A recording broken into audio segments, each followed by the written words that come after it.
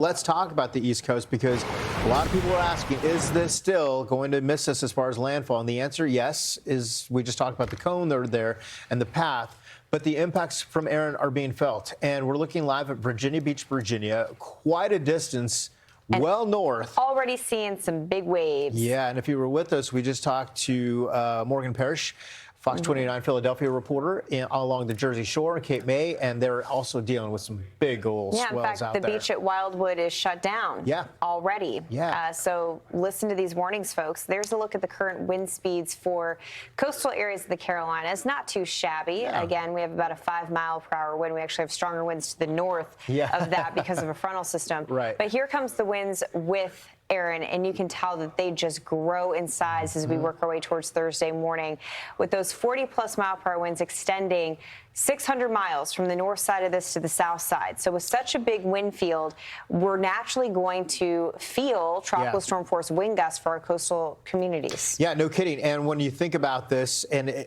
with the latest models, consensus taking just a little farther west, just a tiny bit, those stronger winds are going to go well inland as well. So 30 to 40 mile per hour gusts possible. Certainly easily the case along the coastal communities, but well inland, same story.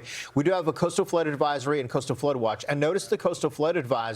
And that's the wind pushing the water. I was just going to say, because look at that wind doing this. And it's going anywhere that you've got a water inlet like this, due to those winds coming in from the north, you'll be dealing with some probably water inundation, especially at high tide. We have a storm surge watch. It does include Rodanthe, Buxton, Hatteras Village as well, all the way down to Cape Lookout, where we could see some storm surge, in some cases up to 4 feet, Britta, especially come close to high tide. Here's another point. You're talking about those rivers and those inlets away from the immediate coast due to the wind direction. Yeah, one factor that really goes into a storm surge forecast is the shape of the shoreline and also the underwater shape of the floor underneath the sea.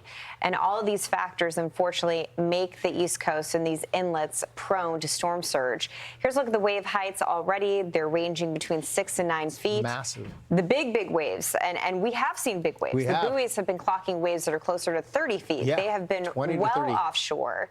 But 10 to 15-foot waves are expected for the Outer Banks. We'll probably see, 10-foot plus waves for the Jersey Shore, and rip current messages are going up and down.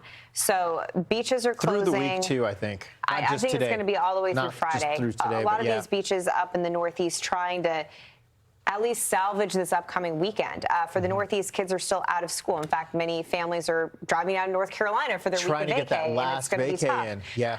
These are going to have some real impacts economically for folks that live up and down the East Coast.